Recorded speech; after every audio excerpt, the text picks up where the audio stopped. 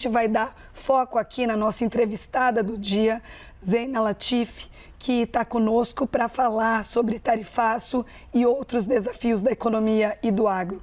A gente recebe hoje, vou dar um perfil dela, uma das mais influentes economistas da América Latina. A gente está falando sobre geopolítica, também questões macroeconômicas e, claro, como é que vai ficar tudo isso. Eu vou aqui um pouquinho mencionar para vocês, enquanto a Zeina se posiciona no nosso estúdio, como a gente vai conduzir hoje essa entrevista com ela, que já estava participando do CNN Money. Quem acompanhou a programação já viu a Zeina trazendo para a gente luzes sobre a situação do Brasil nesse contexto de geopolítica e incerteza. E é por isso que eu estou aqui com ela. Muito obrigada, agora posicionada no nosso estúdio. Zeina, é um prazer recebê-la. Desculpe a rouquidão, acho que é nervosismo por te entrevistar. É um prazer estar com você. Zeina, vamos começar falando um pouco sobre essa situação macroeconômica e como que isso, na sua percepção, está afetando os setores produtivos, em especial o agronegócio. A gente está falando de um ano com muito endividamento, uma discussão muito grande da questão fiscal brasileira. Quais são seus apontamentos sobre isso?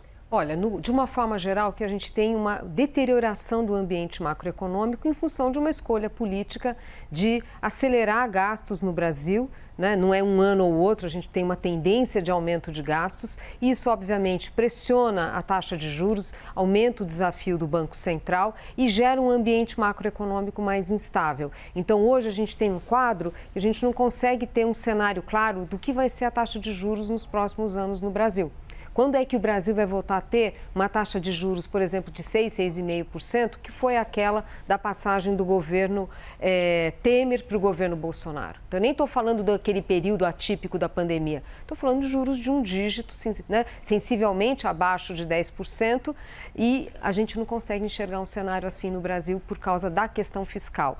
Não é só o desequilíbrio fiscal em si, o aumento da dívida pública em si, e isso por si só já faz muito estrago, mas é a falta de perspectiva de ajuste. Então, isso gera uma incerteza, uma instabilidade macroeconômica que machuca muito o setor produtivo. Na taxa de câmbio, na taxa de juros, tira a previsibilidade da economia.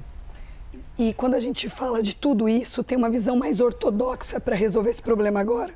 Não tem bala de prata. Acho que isso é a frase que a maioria dos economistas já fala e eu repito aqui.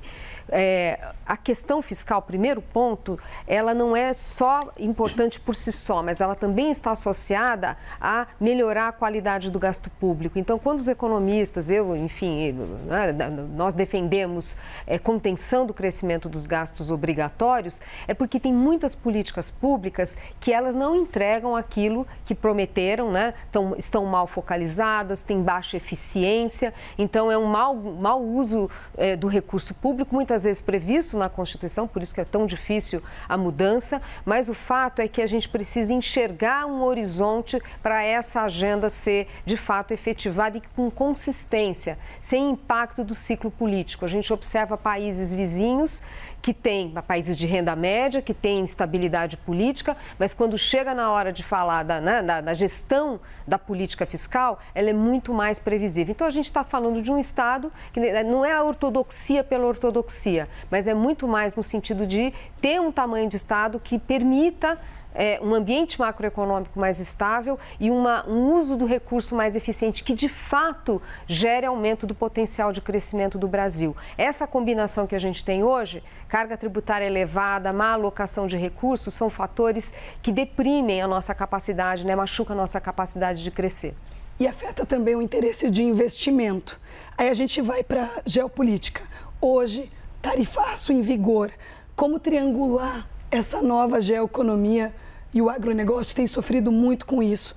Quais são as suas percepções dessa nova triangulação que põe Brasil, Estados Unidos e China nesse jogo de xadrez? Tem uma ironia nessa história toda, porque o Brasil tem sido um país muito punido, penalizado pelo tarifaço, seria o segundo país depois da China em termos de nível de tarifa média, e você fala, puxa, mas o que a gente fez, né? Porque o Brasil tem relação deficitária com os Estados Unidos, né? A gente tem uma balança comercial deficitária, importamos mais do que exportamos.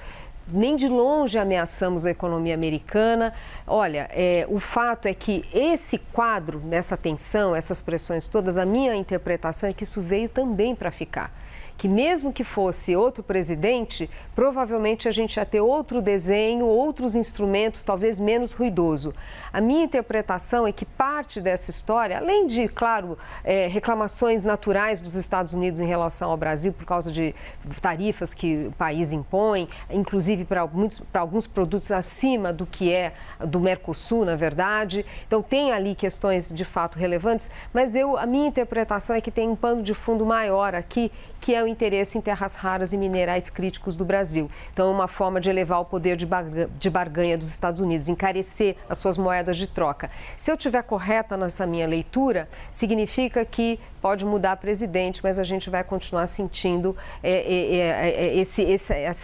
essa pressão sobre o Brasil. O impacto na nossa economia é menor do que de outros países. Nós sabemos que o Brasil não é um país tão dependente assim das exportações e, obviamente, quando se trata de commodities, existe a possibilidade de direcionar para outros mercados. Então, tem um dado interessante porque nesse primeiro semestre deste ano, as exportações para os Estados Unidos caíram 13%.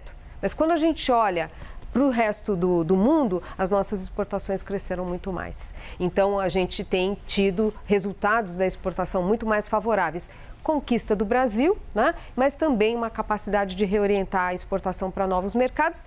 Só não é mais porque são poucos acordos comerciais que o Brasil tem. Nossa, 2 pontos muito importantes. Vou começar pelas exportações. Esse upgrade de exportações no Brasil nos últimos anos causou aí uma disputa simbólica, incomodou o governo norte-americano. Isso está também nas entrelinhas do Brasil ser uma espécie de palco para um teste de tarifas, porque vem mais tarifas por aí em outros parceiros. Olha, minha interpretação, porque a gente está falando de um campo aqui, né? A gente não sabe exatamente, não tem total transparência dos Estados Unidos em relação às suas intenções. O que a gente sabe é que é um governo que, na dúvida, utiliza tarifas. Mas eu acredito que está mais associado à nossa proximidade com a China. Então, acho que tem um objetivo ali no final, que é limitar o crescimento da economia chinesa e, de alguma forma, penalizar, punir países que têm um comércio mais intensivo com a China. Então, talvez o endereço não seja para cá, seja outro, mas o fato é que o resultado é essa incerteza que se insere, né, no país. Zeina, e a gente falando de efeitos colaterais de ser um país exportador, isso de alguma maneira coloca foco mais nos mercados externos e deixa um pouco o mercado doméstico à mercê? É uma máxima que vem sendo discutida, mas gera ali um certo desconforto de quem não é do agronegócio, acredita que o agro deveria priorizar a questão doméstica, mercados domésticos, mas as exportações têm sustentado um PIB maior, não desacelerado num ritmo mais forte. Uhum. Olha, eu vou colocar aqui para um outro caminho essa discussão. A gente tem, obviamente, segmentação no agro, tanto por tamanho de propriedades, é óbvio, mas também pelo tipo de produção. Então, a agricultura familiar mais dedicada à oferta doméstica.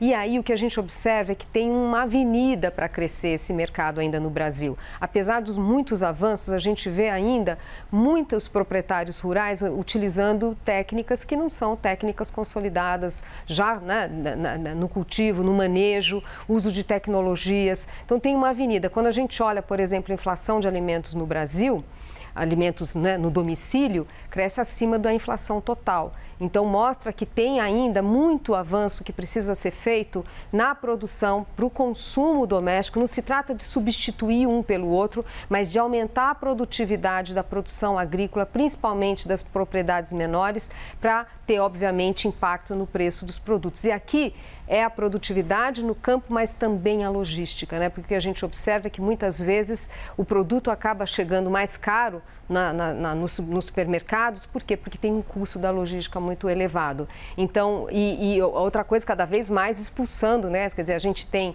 processos de urbanização que afastam o produtor dos centros. Então, aquela ideia do cinturão verde. Então, enfim, eu acho que uma coisa não atrapalha a outra. E a palavra para isso é aumentar a produtividade no campo. Zeina Latif conosco. Ficaria à tarde conversando contigo, mas eu sei que você tem horário. Muito obrigada pela sua presença ilustre aqui no CNN AgroNews. Volte sempre. Eu que agradeço. Boa tarde a todos. Boa tarde.